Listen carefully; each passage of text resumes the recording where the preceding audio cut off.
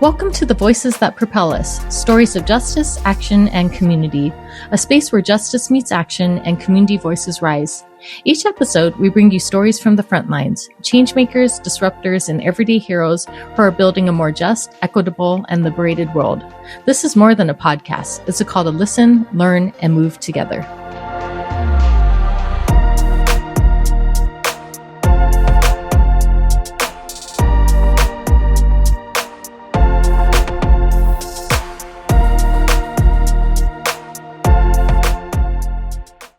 You were just listening to music from the incredibly talented Stephen Kong. You can find him on Spotify and Bandcamp. Today we have with us Justine Chang. Justine is an eldest daughter of immigrants, mother, activist, and the station master and chief storyteller at Red Balloon Station. With a law degree and 10 plus years developing, producing, and writing movies that sell globally, she knows how to craft stories that reach real people everywhere. Now she helps equity-driven founders and leaders, especially women of color, sharpen their messaging so it doesn't drown in a sea of AI sameness, earns trust, and reflects their truth with clarity and staying power. When she's not writing, she's wrangling her two boys and filling their lives with colorful, adventureful stories to remember. And when she finds the rare quiet moment to herself, she's getting lost in a book, trying to make even a small dent in her to-be-read pile.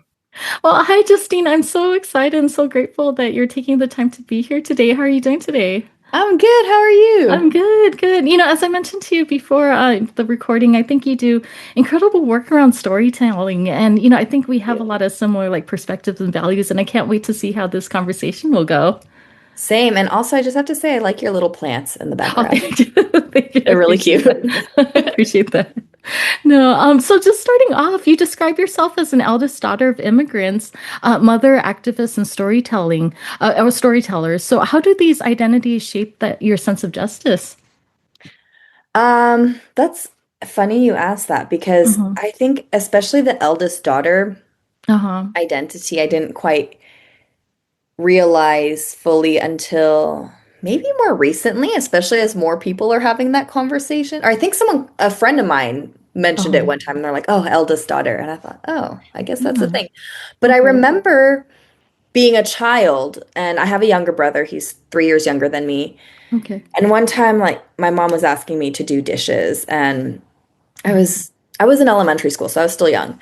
And I asked her, how come you ask me but not my brother? Is it because I'm a girl or is it because I'm older? Okay. And I don't know that I remember her exact response. I want to say she was caught off guard from what I remember, but also I think she said it was just because I'm older, but I kind of knew that was maybe not true. And I don't know if she knew it was true or not, whether she was very aware of her response because as we got older, I remember coming home from college or wherever, and my brother was living at home at the time, and she would always say, and even my dad would be like, oh, Justine, go set the table. Why aren't you doing this? Why aren't you doing that? And I'm thinking, why don't they ever ask my brother?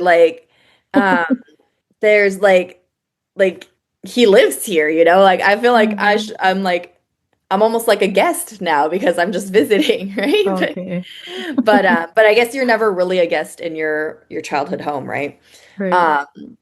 But I think I think being the eldest daughter, I actually have dual feelings about because there's this burden, right? There was a couple years ago, my great aunt passed away. And this part of the family, they're technically my third cousins, but we're really close. And I remember my aunt, and this has happened a few times on big extended family things like this, where she'll say, okay, Justine, you arrange the flowers from your generation and your side or whatever. And on the one hand, I like that I like that people can count on me. That feels good. But then on the other hand, I'm thinking, I'm not the oldest cousin. I'm the eldest girl cousin though. Okay. But I have two older male cousins who are fully capable of handling things, or they should be, as adults. I love that. And I just think like I said, there's a burden, but there's also kind of a honor with it. Mm-hmm. And so in terms of, sorry, like to bring it back to your question, um, Yeah. No, I think about justice, like I think I've just always had this innate desire to seek fairness and be I love fair. that. Okay. And the weird part I realized too is my name is Justine, and Justine comes from Oh, the word fair and like justice. So right. I I didn't even don't make know, that like connection. That's really cool. What a funny yeah, name. I really believe like our names I think so too. really shape who we are.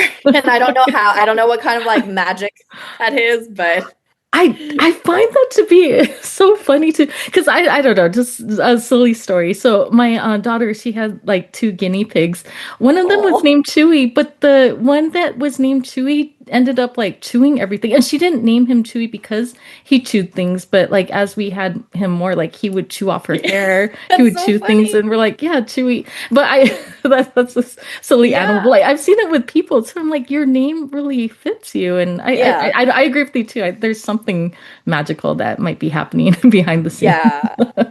So all that to say anyways, I Yeah, think there's just always been this like yeah. desire and like innate drive for justice actually. Yeah, no, I love that. Actually, I'd love to explore that more. So, what stories about survival, belonging, or resistance did you inherit from your family that you find that you still have those guiding your work today? Yeah, so I've actually thought about this a lot more recently, Okay. especially because my grandmother, well, all my grandparents, they grew up in World War II, right? Um, My grandma was born in 1933. She okay. was born in Taiwan under Japanese occupation Mm, and and was like 6 when World War II started. okay. And I just remember these war stories she told about how Right. um, because her older brothers were like teenagers, Mm-hmm. they had to go in hiding, otherwise they'd be recruited to be soldiers. Wow. Okay. And then she had like younger siblings. So she, at like 6, 7, 8, 9, maybe Mm, 10 at the oldest, was the only like safe person to send across like city to country wow. to like I don't know do exactly what, but like be the messenger or something between where her families were like split up and hiding or doing whatever. Mm, Um, and something I didn't learn till I was an adult was that like as she was, walking from like city to countryside, she would see dead bodies on the road. wow. And Wow. so I didn't understand like how uh how much that was probably ingrained and traumatized in her. And my Mm, aunt said, like, well, that's why she's always been afraid of blood, because like she saw so much of right. it. And I don't know if that's true or not, because I had never thought to ask my grandma that. Mm, But it makes sense. And then so like I had asked her before though, it was very interesting to me because my mhm, family, well, she was born and raised in Taiwan, then they moved to the US. My grandpa, though, was from China. okay. Um, and his family left after World War II, um, during the Chinese Civil War, Hmm. and originally to Hong Kong and then to Taiwan, and that's how they met. And then they came to the US. And when I asked my grandma, because she would tell me stories about bombings and like how one Hmm. time they were hiding, a bomb was dropped nearby, and her sister had like stomach issues the rest of her life or something. And it occurred to me one day, like, oh, who bombed you? Because growing up in the US, right, Right. we were like told who the enemies are and Hmm. then who the um I guess the heroes are. There's a Right. very like black and white telling of war, right? And when she said, "Oh, they told us the Americans dropped the bombs on us." So I said, Oh, "Oh, then how come you would want to move to the US?" right. And she said, um, "Because it was safe." And I realized Oh, my grandmother right. throughout her life, and she is this like adventurous, feisty, I love that. independent woman. Okay. She always sought out safety. So another Mm, another like story that I had forgotten about but was reminded relatively recently was on 9/11. My grandma, my aunt, and my cousin were doing college visits, and they happened to be in New York. They were going to Oh, go visit Columbia University, and I wow. forgot what happened. They kind of changed their plans, or like my cousin had already decided he was going to go somewhere else. But they were in New York City Oh, when the planes crashed into the buildings, or were flown into the buildings. And my grandma freaked out. She was like, mm, "We're close to the Canadian border. Let's drive to Canada right now. okay. Like, let's just Wow. go." And my aunt said that like that was her trauma response because Yeah. she's lived through war before. I don't know why I'm like starting to like feel emotional about this. Yeah, But I understand. and so I think about like generational trauma and Hmm. how, especially like for my grandma and probably my parents, like they didn't have like, it wasn't something we talked, like mental health wasn't something we Right. talked about openly. And I doubt like anyone ever sat down with her and was like, you experienced a lot as a child. Like, Yeah. let's process that or whatever, right? And so I think that a lot of what I've learned, I didn't Hmm. realize until more recent years, really comes from like, I think my grandparents' experiences and like them, Okay. not just their childhood experiences, but then them moving as immigrants. Um, and Yeah. even my dad, I think about like moving here, being Taiwanese American, Chinese American, um, like what that must have been like, the Yeah. racism they experienced. And the year they moved here was the year Vincent Chen was murdered in Oh, Detroit. okay. So Okay. I now realize too, as a child, Right. my parents or my mom especially would say, like, just don't cause trouble. You don't want to Right. be mistaken for the wrong Asian. Like, and I realized, oh my gosh, that must be where that came from. So I've Yeah. totally lost the plot of the Okay. question. No, Like, no, no, I don't no, remember I the love that. question No, anymore, thank but you for being so vulnerable and yeah. sharing these beautiful stories. But that's what I was wondering about because actually I didn't hear about Vincent Chin until I was in college, like in Asian American Studies Same. class. And so that's what I was wondering. Did he get like a lot of coverage when it happened though? Because I just didn't know You about that. know, And I yeah, I'm don't just wondering. know Okay. actually, but Oh, you're right. Like I have only learned about it. I didn't read my first Asian American history book until it wasn't even in college. It was like okay. mid 20s to late 20s, like Oh, okay. maybe like 26, 7 or Mm-hmm. 8 or something like that. Yeah. Um, and so, but I know my mom has always like said that to me growing up. And like we'd Yeah. hear like different stories, right?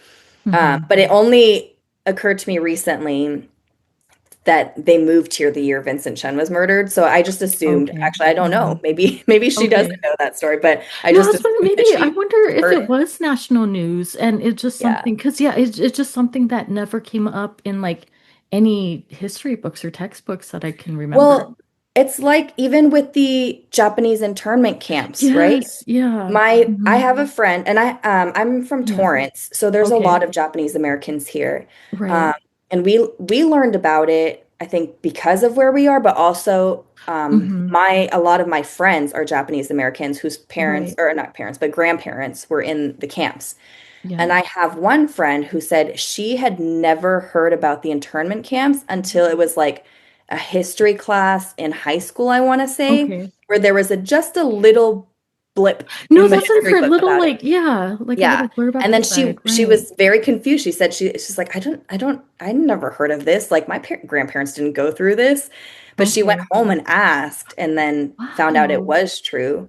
But I think Wow. because in our cultures, especially like Asian cultures, So much there's a lot shame. of like, okay, the past is the past, we move on, Yes. right? Yeah.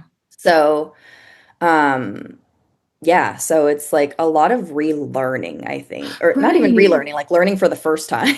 Yeah, so actually, I'm Japanese American too, and that is a part of my family history. But my mom would tell me too that Japanese American internment wasn't in the history books until the 80s. So up until then, it was just word of mouth. But I was like, Oh, really, 80s, which is yeah.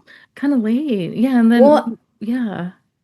well, and I worked in the film industry before, and part of Okay. my job was People would submit, or I would look for finished films to distribute on digital platforms. This is when like Mm. now everything's streaming, but this is when people would Yeah. still buy movies on iTunes or like, Right. yeah. And I guess you still can buy movies, Yeah. rent them, but someone had um, submitted a movie that was a making of the book Under the Blood Red Sun. Okay. And I had read that in school. For us, it Uh-huh. was like a required reading, or it was part of the curriculum. And I thought, oh, because usually in the film and TV industry, if there's IP, like Mm. that's a good thing, right? Like Okay. there's an audience, Yeah. or whatever. People just like IP, Uh-huh. because there's it's just like creates a stronger foundation. Yeah. And so I go to like the person in charge of our digital and I said, "Oh, look, we got this Yeah. movie in." And I got excited because it does start with, it focuses on the kids. Um, Hmm. and or it's the kids' story. And um am I like remembering the right book right now? I feel like I might be confusing books, but Hmm. either way, I told her about it and I was almost in shock because she wasn't familiar with the story Okay. and she was from I forget what state, but like I think Ohio or something. Hmm. Like middle Midwest. I don't think she was from the South, but Okay. Midwest. And I said, "Didn't you read this book in high school?" And she Uh-huh. said, "No."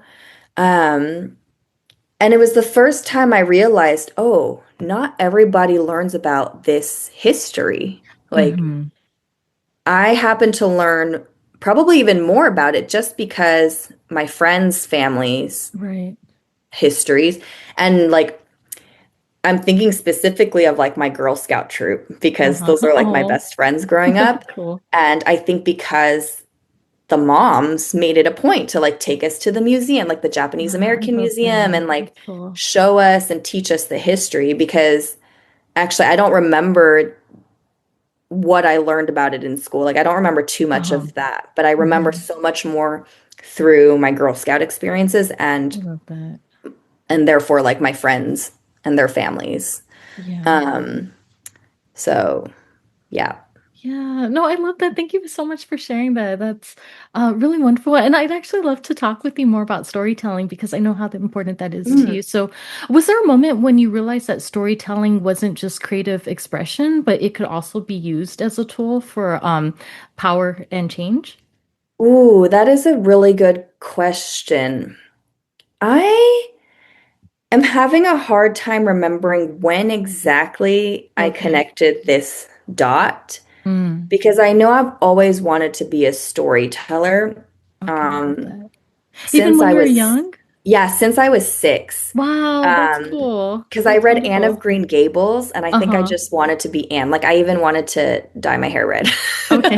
No, really, that's I don't think awesome. I would look good as a I redhead, used to but that watch was like that my too. dream. That's awesome. Yeah. But I think the thing that stands out to me is Yeah. storytelling through music. So I was always involved in Okay. music, Okay. um, and especially when I moved to Nashville and worked in country music, I would intern there while I was in law school. So I actually went Hmm. to law school out here in California, but would drive across the country every Okay. summer and That's go cool. do an internship. Um, and when I just felt like this connection because my love for country music comes from my grandpa from China. Oh, Um, okay.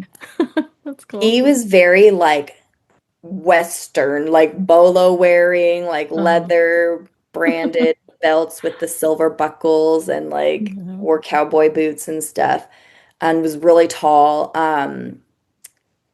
And that love for country music seemed to only pass down to my dad and me.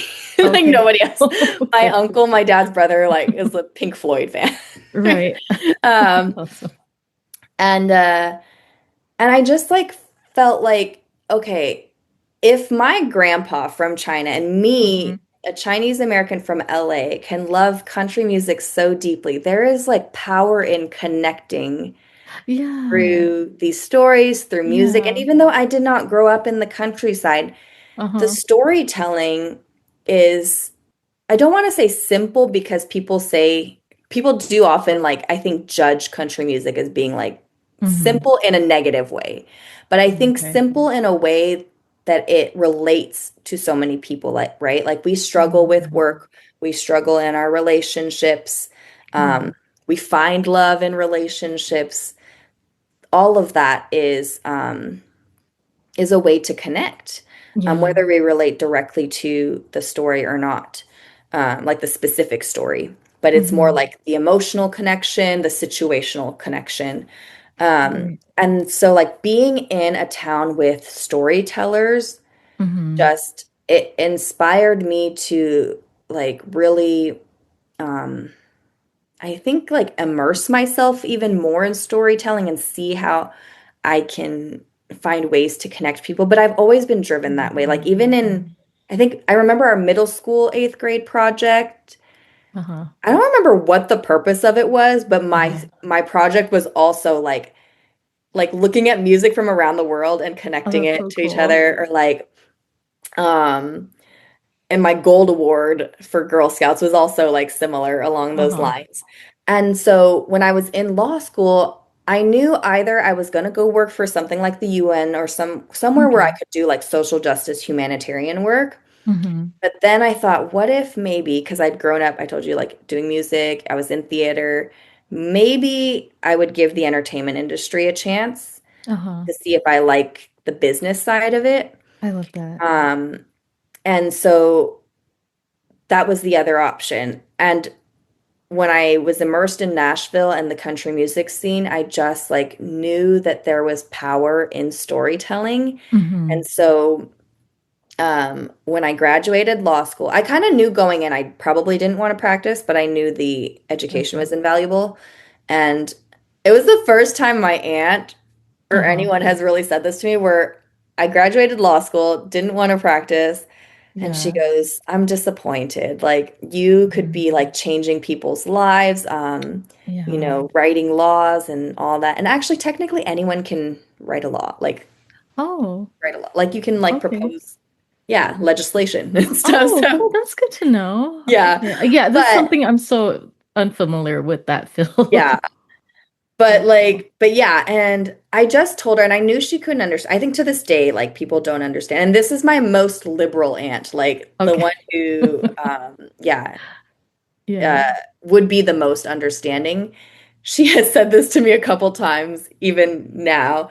Yeah. And I just knew that, like, okay, the law is important, but Hmm. if we don't change culture, the law is limiting or it's limited. Right. Um, because, like, for example, I do a lot of work in gender violence awareness, especially like Okay. sexual and relationship violence. And there are certain laws, but we see like Yeah. young men get off the hook for raping someone Right. just because a judge is like, oh, I don't want to ruin that kid's future. Yeah. Or He's like a saying things Stanford like, swimmer. yeah, Yeah. or boys will be boys. And I don't Yeah, know, it just exactly. yeah, but I feel like no, if anything, they just get like a slap on the hand or something. Exactly. Yeah. So that's where it's like, no, Yeah. I need to focus on the culture, but also like, because I felt like that's where my strengths were. Mm. I love Um, that. I'm not sure I would be a good lawyer. Yeah. And I also knew I didn't want to be in the courtroom. So my Okay. options were like to be in-house somewhere doing contracts Uh-huh. for or something. Um, That's awesome. but yeah, I just like I was driven to um use the power of storytelling I love that. to, and that's why I went into the movie world also, and continue to do that. So now, like that, I'm working with brands and entrepreneurs Hmm. and leaders, actually political candidates now too, with their Yeah, that's storytelling and awesome. messaging. Congratulations. Like it's all about um, creating, shaping, changing culture. Hmm. Um, and I think, yeah, I just I could nerd out on this all day. I love that. No, I can listen to you all day. This is awesome, though. No, that's really cool. And I'd love to talk with you more about this. I know that we talked a little bit about this, but I'd love to explore it more, but just about like who gets to control the narrative. And Hmm. so, yeah, who gets to shape the dominant narratives in our culture? And what do you think happens when marginalized people reclaim that power? Oh, when marginalized people reclaim that power, Yeah. I just see magic and Yeah. and this is actually where like my work is rooted because Mm-hmm. um so being in the entertainment industry, I worked in a very niche part. I mentioned the digital Mm-hmm. side, like the acquisition side, but a different Okay. part of my job, it was almost like two jobs, was Okay. developing and producing movies really for the TV movie Okay. distribution channel. So think like Hallmark, Mm. Disney, Mm-hmm. Lifetime. Um, and there's a big international audience for, or there were not, I wouldn't say Uh-huh. big, there are a few big output deals basically Yeah. that part of the industry sort of operates in. Okay. And what I found was as I was working on these scripts, Mm-hmm. I would get frustrated because these movies are female driven Mm-hmm. for a female audience. Right. And I would read the scripts and sometimes think, no woman would say this. No woman would Mm-hmm. make this decision or want this to happen. Okay. And I realized at the time, I think it's changed a lot, but Okay. at the time, at least the scripts I was reading, a lot of them were written by older white men. Right. And it like dawned on me like a ton of bricks. Where it's like, oh my gosh, this is why we have messed up expectations of women because Right. we are not writing our own stories. Right. And like in that space, especially, but I would say still generally, even across the entertainment industry, diversity is largely performative, right? Mm-hmm. When George Floyd was murdered, you Yeah. see Netflix and all the channels have their like black Right. collections, black Mm-hmm. stories. When the rise of or the increased rise of anti or of Asian hate Mm-hmm. was prevalent and gaining more media attention, then you see people like, Right. oh, here are Asian stories on our streaming channel. Yeah. Um, and even like, well, especially in the space I was working in, Okay. they started to grow out of it, but I will say because of the political climate, they are going backwards. But at the time, um, any diversity was truly performative. And I won't blame the Yeah. producers, it's more the space, but it was like, Mm-hmm. oh, let's cast this person so we have a black person or so we have a person Right. of color. That was like the only way they could get diversity in these stories. Right. So I got frustrated in that space and wanted to leave. Um, but in a funny way, I wound up doing what I'm doing now, which is like it started with just copywriting, but I Okay. that's when I realized like, oh, this is just storytelling for brands. Mm-hmm. Um, Yeah. and at the same time, I also accidentally wound up screenwriting and Okay. then like got pulled into Uh-huh. writing these same movies that I wanted to get away from. Yeah. But in general, like I love rom-coms, I love holiday Yeah. movies. Me too. And so to be able to bring like diverse stories to these, I Right. can speak from my own personal experience, but I also love in my that. work with women of color entrepreneurs, like Mm-hmm. we carry so much conditioning. Right. Um, and really everyone, but especially women of color, like Uh-huh. we are expected to show up and sound a certain way, right? And I Mm-hmm. felt this, I think probably many people in the who've been in the corporate world can Mm-hmm. relate to this. Maybe you've had this experience in your work, but like Right. I could just feel that because I was not the put your head down, don't ask questions Asian, like Right. I Right. would get punished for asking questions, Yeah. No, for totally. calling out things that were not working or like, um, yeah. So then in the work I do now, I genuinely get so excited like when I'm working Wow. with clients who are like learning to get comfortable in their voice because Uh-huh. it's almost like I think for a lot of folks that I know and work with, we almost don't know our voice. Or Right. even for the folks who do know their voice, they default still to like what sounds Right. professional, Hmm. what, but then my question is who defined what sounds No, professional, exactly. right? Exactly. It's Hmm. not, there's not one way to look professional or sound. And so I think what we're seeing more of now, and I'm loving it, especially with AI, because AI makes us all sound the same too. There was Right. like, before AI, there was like, okay, you just have to sound like this corporate, Hmm. use big words or academic sounding, like whatever Hmm. sounded that quote unquote professional. Right. But now with AI, it's picking up our Mhm. conversations and lingo, Okay. right? But then I love everyone's that. still sounding the same and losing their voice. Right. So, like, when I do this work with my clients and we are like really finding their voice, I just see them come alive. And I it's the love most that. exciting thing because It's cool. I think, especially as women of color, like we have done so much shape shifting. Yeah. Um, Going back to your first question, like as eldest daughters, as Hmm. just women, there's just so much we do to like appease and please people Right. that when we do reclaim and like find our voice, I think there's a real power. I really see I people think so step too. into their own kind of confidence, and Hmm. just like they show up in a different way and they have this clarity. Yeah. And I think also like there's this sense of like, can I say that? Can I sound like that? Yeah. I love that. And I actually had this conversation with a client yesterday because she is very equity and justice driven, and she was almost like shy to emphasize the justice part of her Hmm. work. Um, and I get it, like for some audiences, they're not going to respond to it, but I was encouraging her to lean into it because the first story she told me Hmm. was one rooted in justice. Like she was a kid watching Yeah. 2020 and was wondering like, Wow. where is the justice in the Oh, world? that's so cool to You think know? that So I'm young. like, Yeah. girl, That's justice is in you. I And you love even named it that. as one of your values. Like, Yeah. so it's just like it's hard. Right. And I think depending on what platforms we're on or who we're speaking to, sometimes we do adjust Yeah. how we speak. And I'd love to see a world where we all can just say it how we mean it No, and I love that how. too.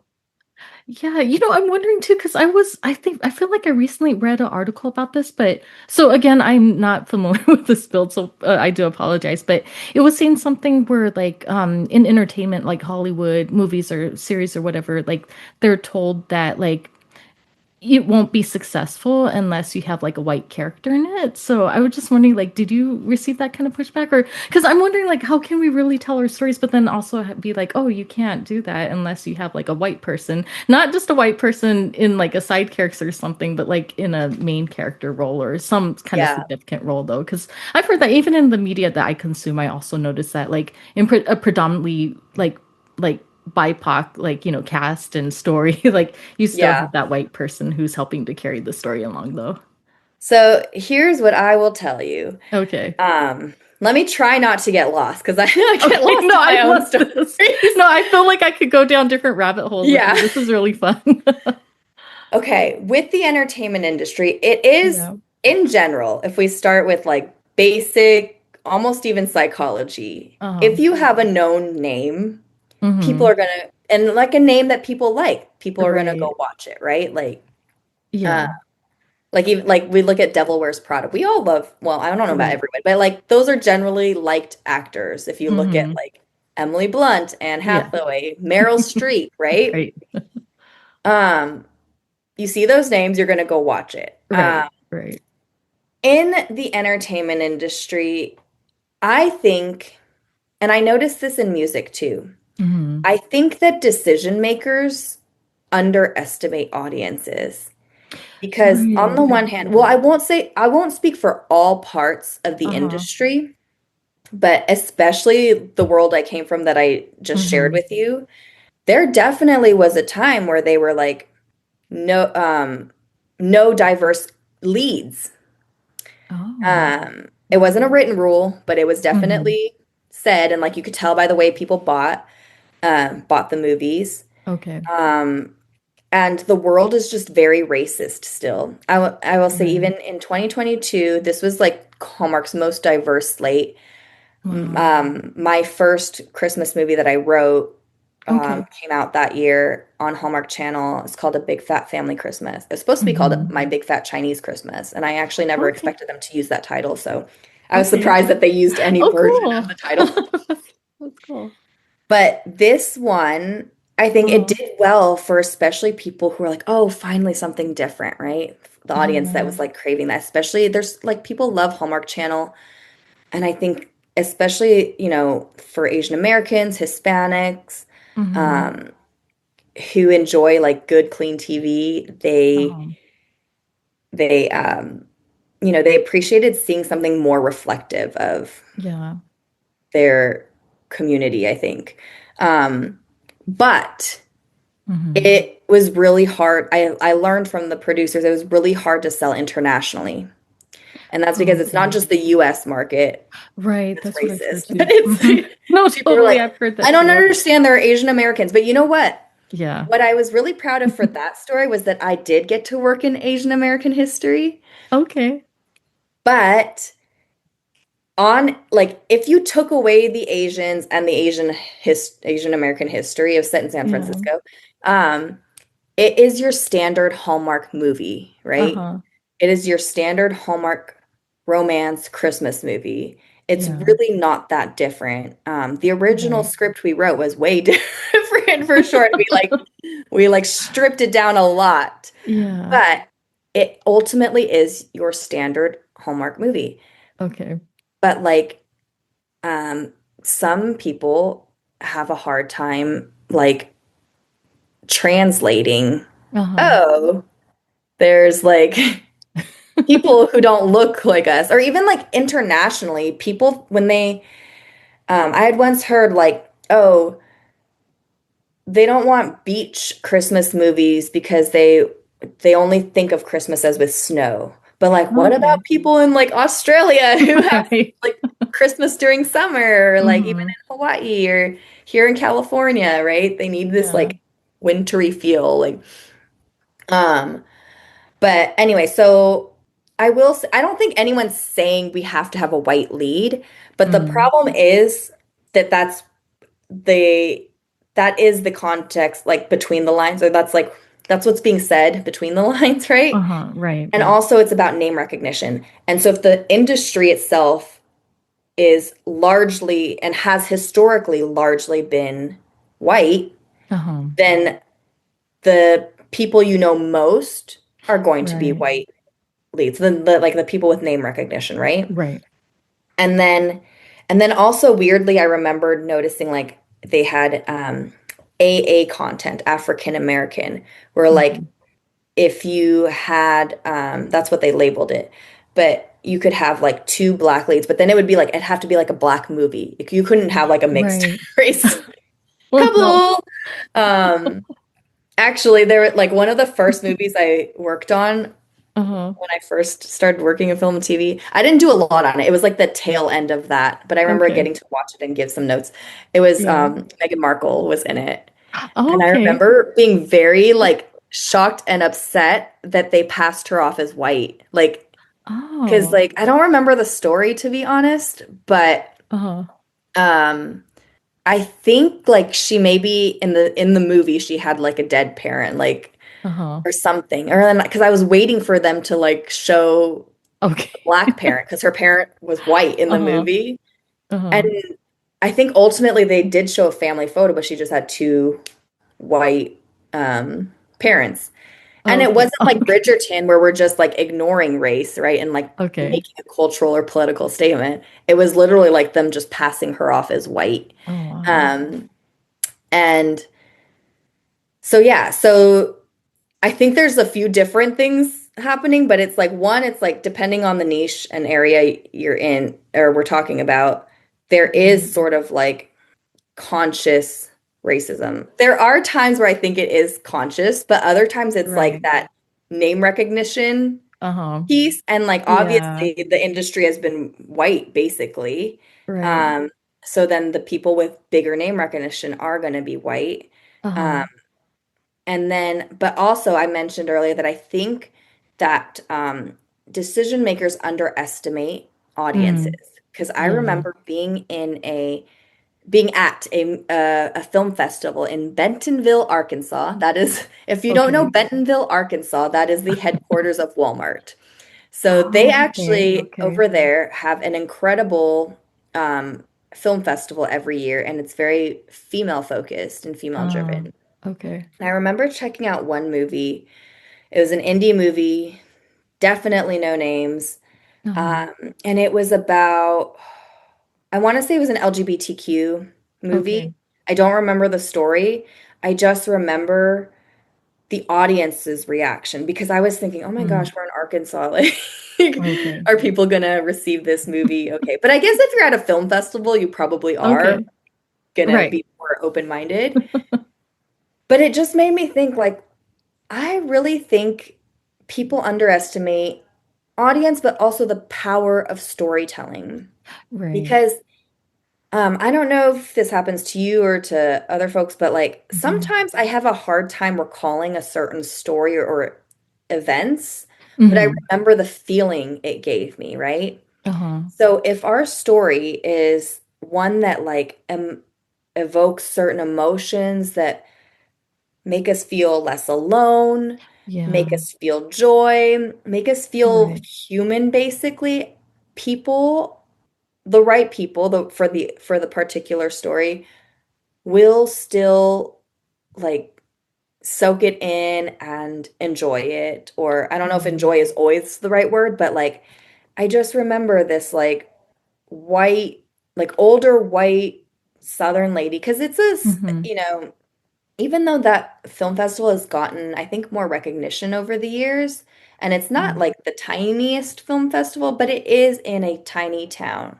Like Okay. Bentonville literally has a um, town square that looks like you would see it in a movie, but it's like those old school town squares that's like Okay. the little shops and the original Walmart before it was Walmart Yeah. there.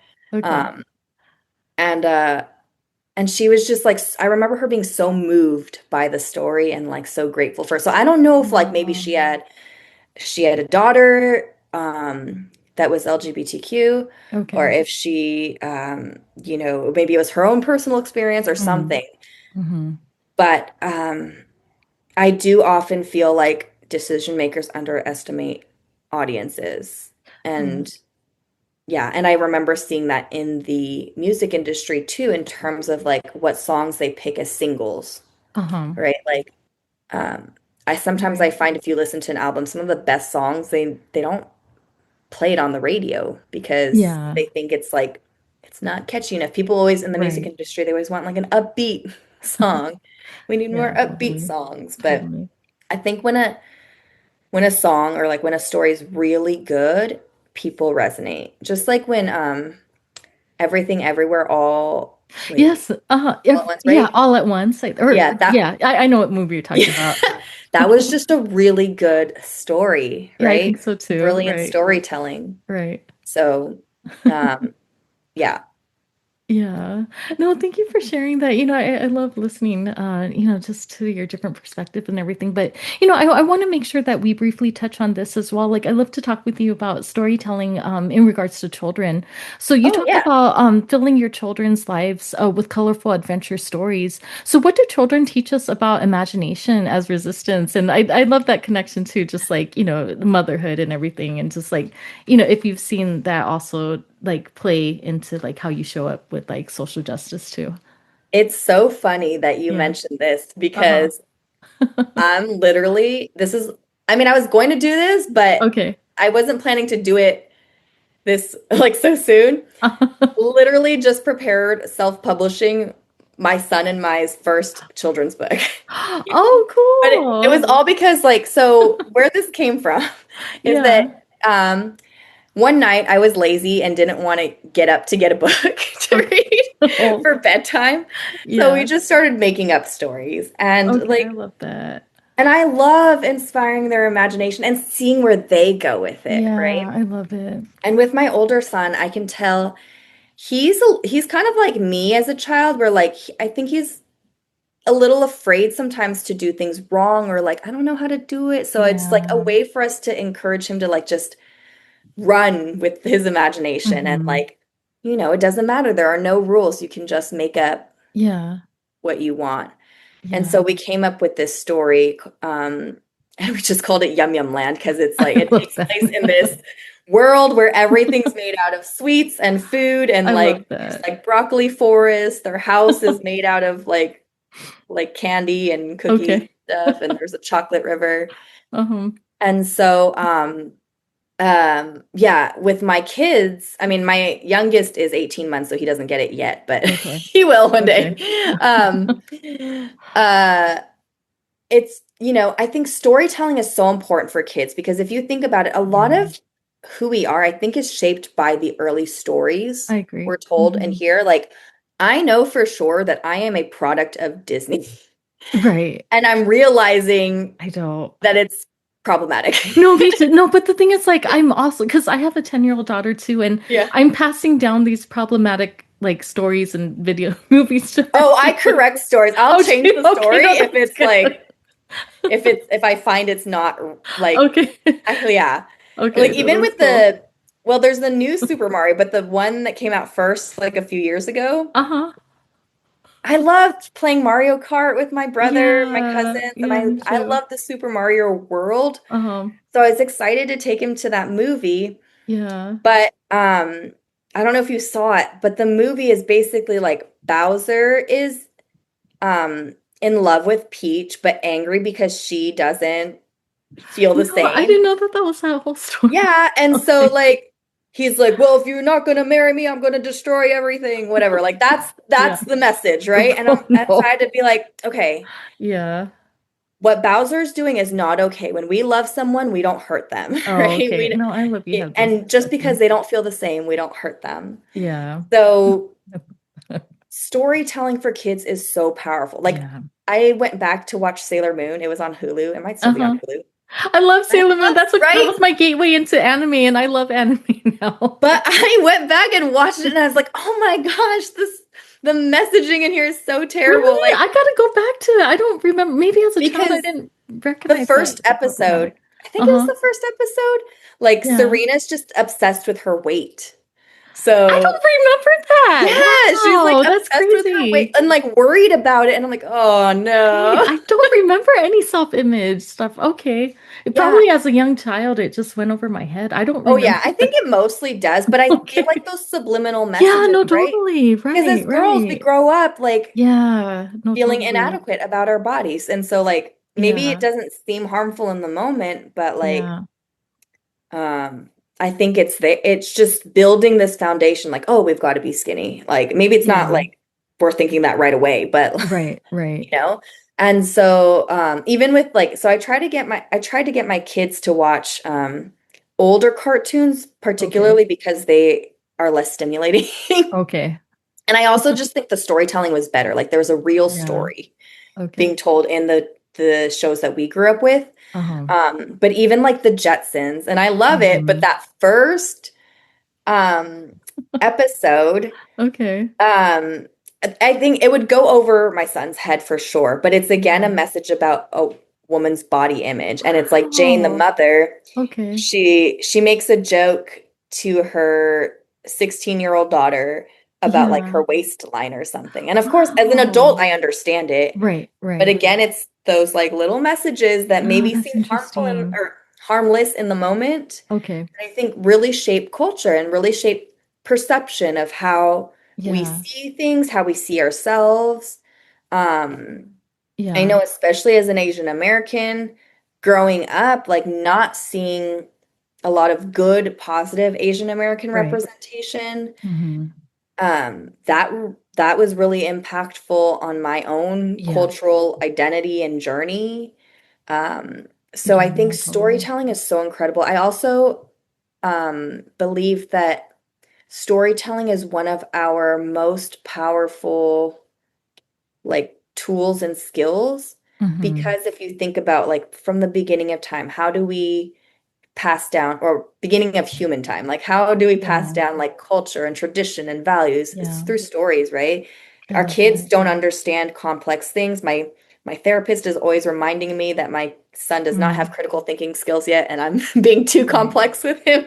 But but Yeah. we use storytelling to simplify it, right? And like Yeah. help them understand and relate to the world. And so I think the stories we tell really matter, and like Yeah. encouraging No, I kids to agree. like be creative and be storytellers, I think also makes them think more critically. And right now we're Hmm. hearing all about, and I'm seeing it too. I had some interns this past semester, and like Okay. I can see where we're losing some of the critical thinking, I think, Right. with AI No, especially, I agree.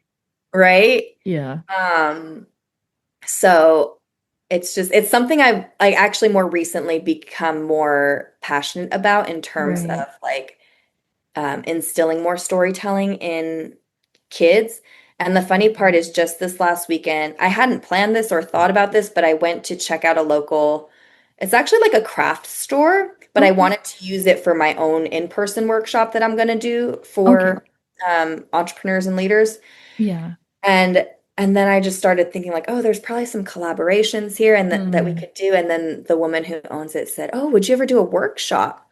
Like, and I thought, Okay. "Oh, for kids?" Like I hadn't thought about it, but actually Oh, I no, could that's do cool. that. And I Yeah, no, think, that's awesome. yeah. That's And I cool. feel like that would be really not just fun, but like Yeah, no, again, a I'm way to like excited. let them sort of unleash their I minds. love Because I think that. so often we're told or like we feel like, oh, we can't say this, we can't do this, Yeah. or like kids especially, they have to like follow all these rules, right? Yeah. And Yeah. it's hard to be a kid too sometimes, at least in their world. Yeah, no, no, I really love that. Thank you so much for your time. I had such a wonderful time talking with you. I had so Oh, much thank you. fun. This hour Thank passed by you. really quick. No, but just lastly, as we're wrapping up, so something that I want to do with this podcast is show our listeners like how they can show up in solidarity or show up in their communities in whatever way that, whatever topics I'm talking about. So with that, in closing, what is one invitation you want listeners to carry with them after hearing this conversation, or anything that you could recommend that they do if they do want to Mm. make a difference when it comes to like storytelling or, even changing the narrative or anything? I have so many things I want to say, Yeah, but yeah, the floor's I yours. will say, like, when we think of stories and the stories Yeah. we tell, Okay. think about who it's serving Mm, and who benefits from it. I Because love I that. think sometimes when we forget that or don't think about that, we aren't thinking about who's getting left behind, I love that. or Yeah. who's getting hurt by the Mm-hmm. story. Um, and as you know, like I really believe storytelling, like telling the right stories Yeah. in ways that harm less, and Mm-hmm. honor consent is something I say a Yeah. lot, will help us build a more equitable world too. Yeah. So yeah, think about like who does your story serve and Right. who is it leaving behind. But Right. if I could just throw in one more thing is Yeah, of like course. try to learn to relax into your own voice because we are That's good. losing, I feel like we are losing our uniqueness. I do Um, too. No, yeah. yeah, yeah. Thank you for sharing that too. And, again, thank you for your time. But just lastly, how can people find you if they'd like to connect with you or learn more about your work? Oh yeah. You can find me on LinkedIn, Justine Okay. Chang. I'm on Substack too, also Justine Chang. Uh-huh. Um, and check out Red Balloon Station. You can Yeah. connect with me through there, and like I love getting to know people too. So I have like you can book a virtual tea and we can Yeah. chat. Yeah. Okay, cool. But you're doing such amazing and beautiful work, and I'm truly looking forward to staying connected with you and having more conversations with you. Same. Yeah, but I hope that you have a good rest of your day. Thank you, you too. Okay, thank you. Okay, bye. Bye.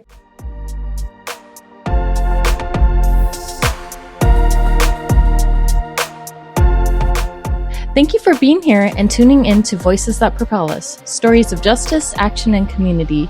Your presence in this movement matters. If today's conversation moved you, share it, talk about it, and keep the work going. Together, we're not just imagining change, we're making it. Until next time, stay bold, stay grounded, and stay in the fight.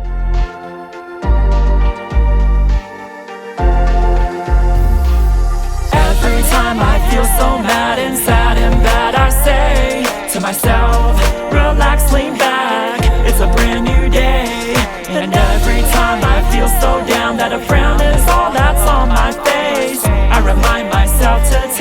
breath. It's a brand new day.